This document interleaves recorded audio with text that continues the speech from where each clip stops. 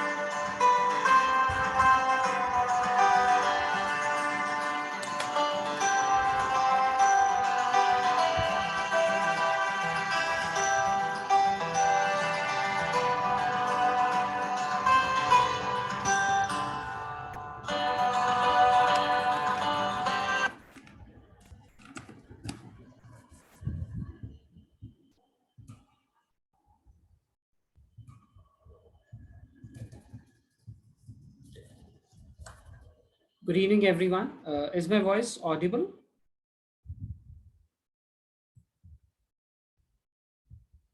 Hi, good evening, everyone. Is my voice audible? Yes, sir, it is audible. Great. Okay.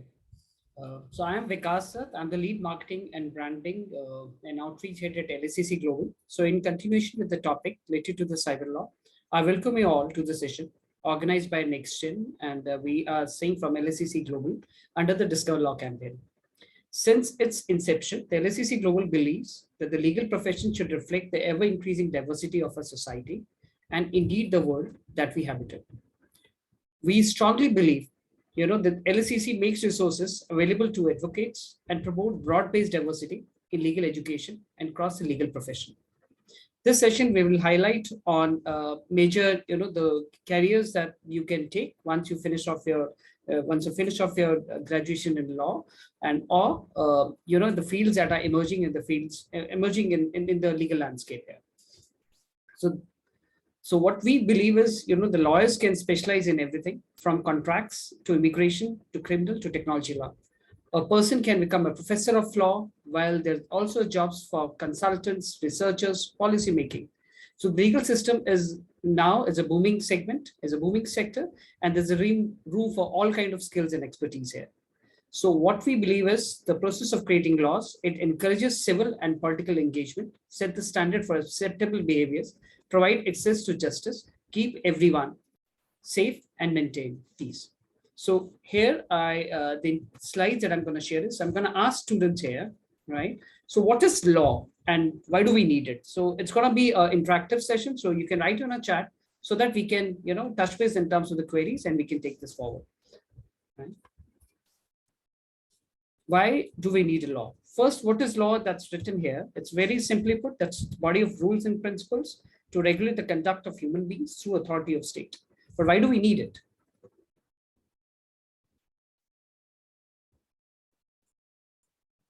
Okay, so I'll take it this way that, the law offers variety of, definitely apart from the career options, it encourages civil and political engagement.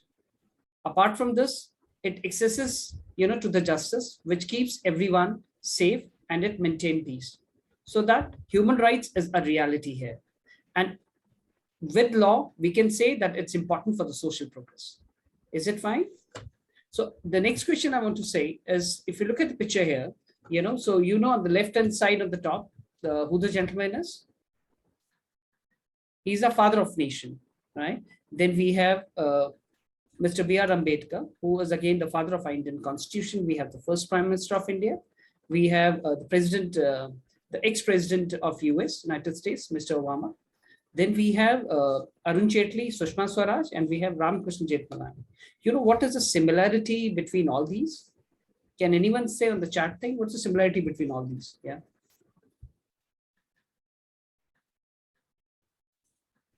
Yeah. Absolutely. They're all lawyers. Yeah. Right. Yes, Mr. Dinesh. Yeah. Yeah, you're right. So it's like, that's the importance of a field, that's the importance of the legal field here. So if I say, what are the skill sets required to become a successful lawyer? Can anybody tell me what are the skill sets that's been required?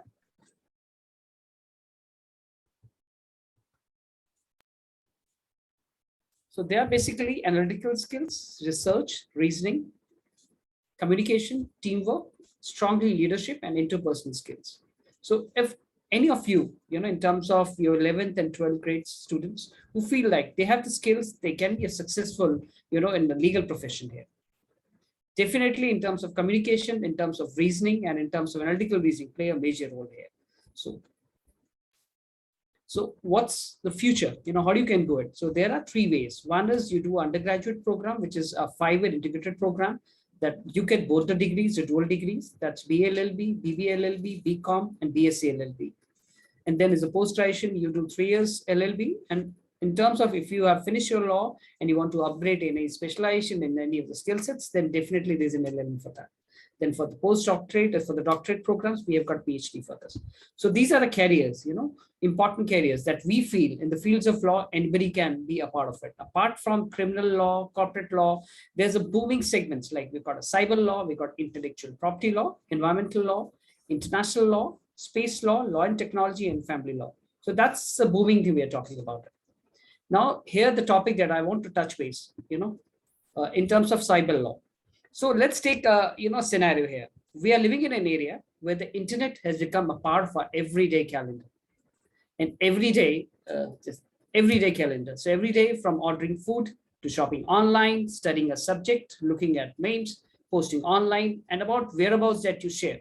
Apart from this, online transactions that you do. So definitely with so many things, I think the internet has been so engraved, that in our functioning that we tend to overlook the threat and dangers it poses. What we believe that the web is a global stage, which means that anybody can have access to it. And once you have access to anything, some of the people, they start violating it. So I say the cyberspace or a World Wide Web is a global computer network, which facilitates online communication. It allows users to share information, ideas, and interact. And apart from interact, you play games. So games is like you play on intercontinent. It's like intercontinent. That means it's like somebody is playing game with his counterpart in US. Somebody is playing game in Europe, and someone is playing in the down south in Australia. And so that you play so many things, right? In other words, a computer-generated worldwide stage in the internet, what we call it as a cyberspace. So what I believe is like the internet, which was created, was built for connectivity and speed, not security and for protection. For criminals or for the rogue state elements, the digital world has become the land that they believe it's a low risk and a high reward, which offers a borderless reach and assured anonymity and defenseless victims who are not allowed to fight back. So what I believe now, that is a lot of importance in terms of cybersecurity. The cybersecurity, which is implicated to various disciplines, most of them focusing on technical and psychological problems such as computer science, criminology, economics, engineering, information systems, Medicare, neurophysics, psychology. But let's take for the people, the discussions about the behaviors and motivations and benefits and consequences of cybercrime and security. I'm sorry, I think there are two people who wanted to enter this room. Let me allow them.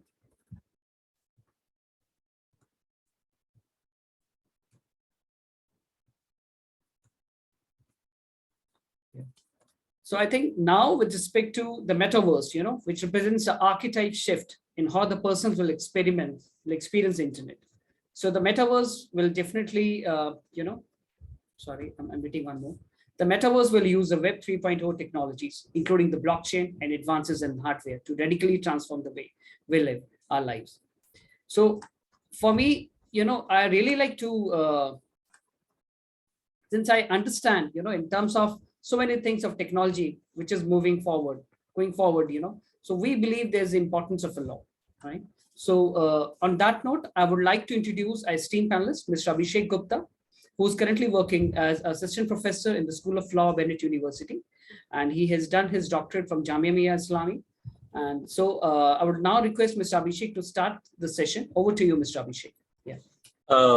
Thank you, Mr. Dutt, for introducing the concept of cyber law. And you very rightly said that it is very much part of our daily life existence. The morning we wake up, and I think it applies to every one of us, that the moment we wake up, the first thing which we do is use our mobile phones, whether to check time or to check any unread messages that we might have missed at night. And when we sleep at night, and the last instrument which we check is our mobile phones, whether replying to some text, setting up an alarm. And just for a second, all of you, just think for a moment that if technology is not there, if the internet is not there, how you will carry out your daily work? You have to book a taxi, a cab, Uber, Ola, you need internet. To order food, sometimes you need internet, Zomato, Swiggy, whatnot. To call for groceries or daily items, you use Amazon, and they use mobile technology, internet technology. So if we see that over last few decades, the information and communication technology revolution has actually brought a paradigm shift, the way humans conduct their daily activities. And when I use the term information and communication technology, I'm actually talking about technology relating to manipulation or communication information. With mobile telecommunication, the amount of processing information, the mobility, everything has changed. Everything has changed so drastically. And it won't be an understatement to say that the cyber world, the cyberspace itself, is an extension of human organ. We use our hand to eat food, we have brain, but one thing which is a digital extension of a human being is the internet. But is internet only about using apps? Is it only about ordering food, accessing some web page, meeting people? Yes, on one side we can say that yes, internet is all about this, accessing information, interacting with people across the world. But there is also a darker side to it.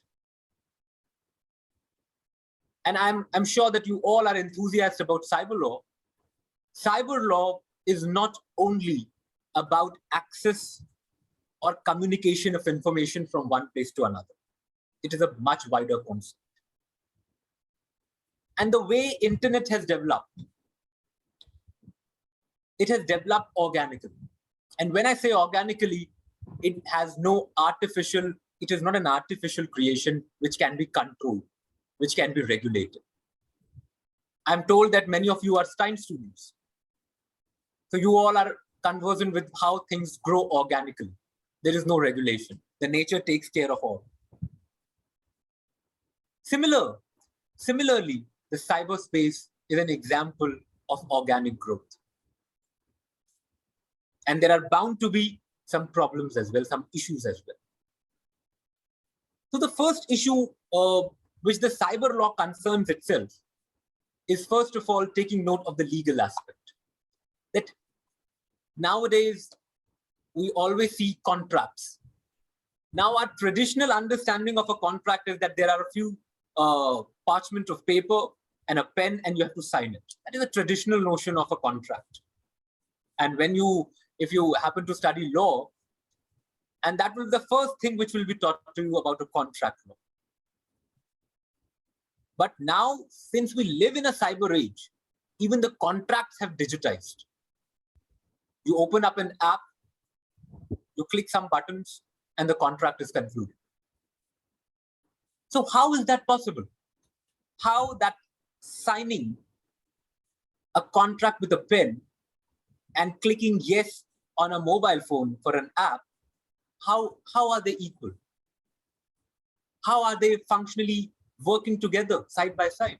One is an offline technology, one is an online technology. So cyber law tries to create a balance. It tries to give recognition to the digital contract which are signed over the cyberspace. That is the first domain of cyber law. So if you happen to study cyber law in your law school, and when you study cyber law, that will be the first principle which will be taught to you about cyber. That cyber law is all about recognition, recognizing the traditional concepts, recognizing the traditional concepts of law, whether it's contract, whether it's commercial, anything, and to extrapolate that into the digital world. That is the first. The second important dimension about cyber law is the contraventions. The contraventions. Just like a crime which happens, which you all read across in the news, murder, kidnapping, whatnot, there is also a domain which specifically looks into this. There is a specific aspect of cyber law which deals with cyber crimes, which takes care of these contraventions, these offenses. You must have heard about cyber stalking, hacking, and all of you are more technologically advanced. So I'm sure that when I talk about cyber stalking, when I talk about cyber hacking, spoofing, you all are aware of those concerns. Many times frauds takes place in the cyber world, in the cyberspace. While accessing technology, not many benefits have been brought about, but people do suffer from cyber frauds. Many times. It might have happened to you, it might have happened to me, it might have happened to one of our relatives. And that goes on. So where is the remedy? Is there a mechanism to deal with all these things? So in that context, when you study about cyber law, it is important to first of all understand that how law deals with internet, how law deals with cyberspace. Today, cyberspace is not a pariah.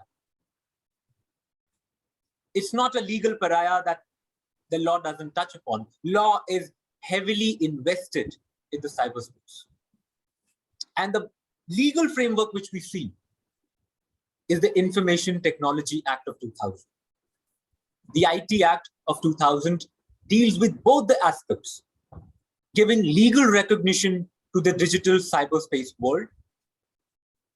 And second, making contraventions, making violation of law, making violations per se punishable under the different provisions of law. Computer vandalism. Just a second. Computer vandalism. Transmission of harmful programs. Stealing secret information. Hacking, extortion, cyber terrorism, computer viruses, logic bombs, spamming, all these things. These are concerns of cyber law. And as a student of law, you will be exposed to these areas of law. Mr. Dutt, can we have the, yeah, thank you. So this is what I'm talking about, the Information Technology Act. And the primary purpose of this act is to provide legal recognition to electronic commerce and electronic records. When you sign a contract, when you sign up for an app, when you press I accept, that has the inherent presence of a law, which is the IT Act, Information and Technology Act. When you watch, when you enter into a, when you sign up, when you open up a mail account, when the moment you enter your password, you get connected with the internet, the IT Act, the interface of the IT Act comes into play automatically without doing anything. The electronic commerce, the trading, everything has moved to the digitized world. And that's how, that's pervasive this technology, this cyberspace technology is. And the cyber law is an instrument to regulate this organic structure. It might appear contradictory that something organic cannot be controlled. It cannot be regulated. We can try our best,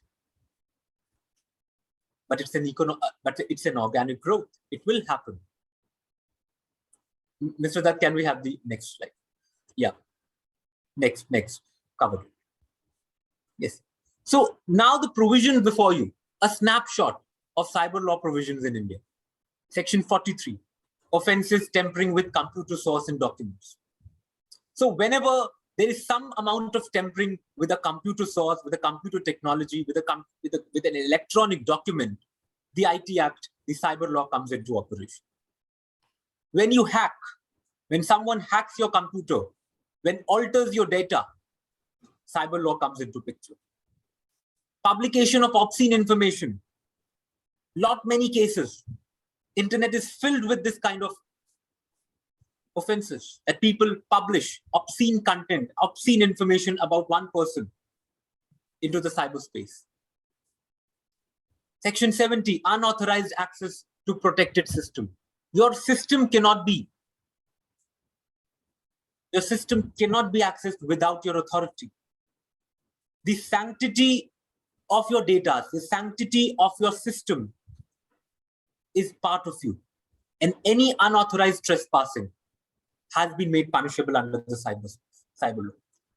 Breach of confidentiality and privacy. Now we have recognized privacy, we have recognized confidentiality as an inherent, as a fundamental right. And when that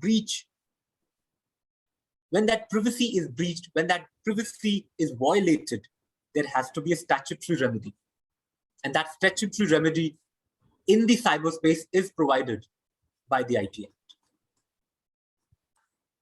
Can we move to the next slide?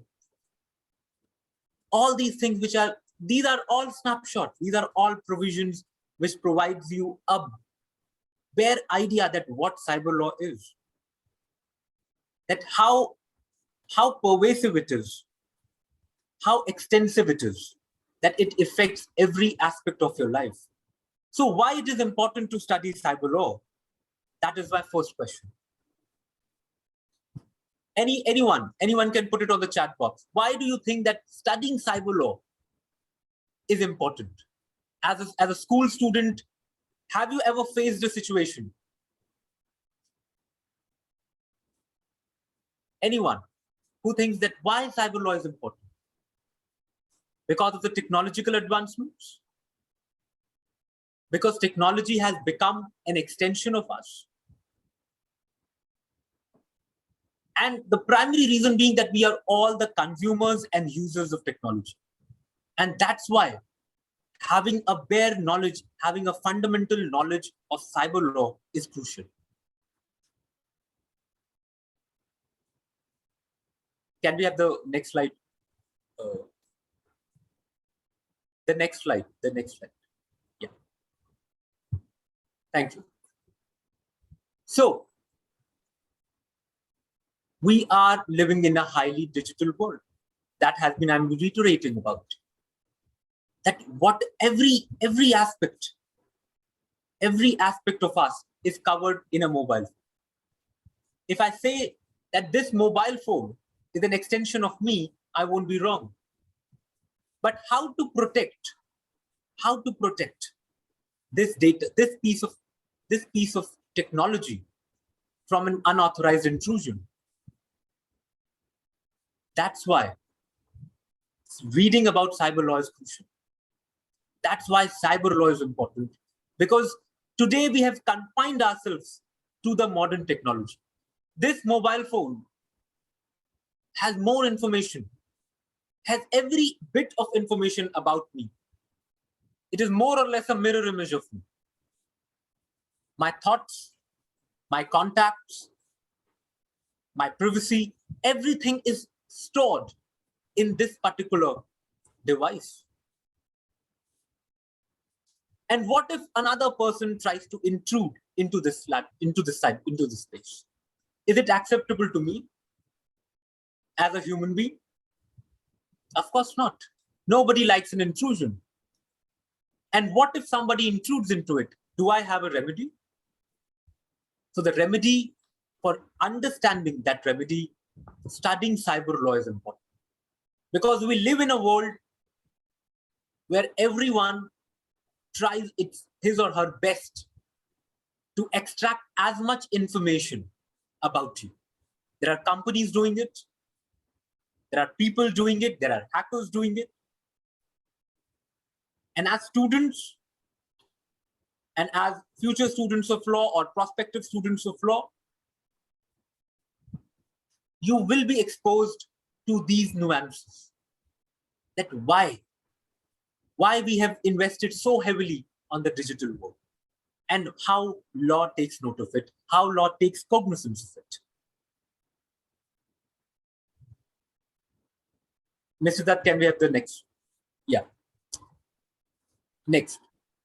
So regarding the career option relating to cyberspace, if you study cyber law as a subject, there is a whole arena of career prospects that lie ahead of you. Apart from being a litigation, going into the litigation, there are firms coming up, information technology companies coming up, and they are making massive hirings when it comes to legal counsels. So many law tech, information technology companies have invested in India that they need talent, and especially the legal talent. And that's how you studying law, you studying cyber law as a subject would come to benefit you. Where I teach, Bennett University, we have a interdepartmental and interdisciplinary course where the computer science and law students interact with each other. And they work on the nuances of cyber law. They carry out research. And think from a perspective that you are in school, you are more technologically advanced than me, probably. And when you have a fundamental understanding and then a detailed understanding of cyber law, the information technology law, how much beneficial it will be for you when you apply for these tech companies. It is an added advantage always. So with this, I ask the students to ask questions, or if they have any query, please go ahead.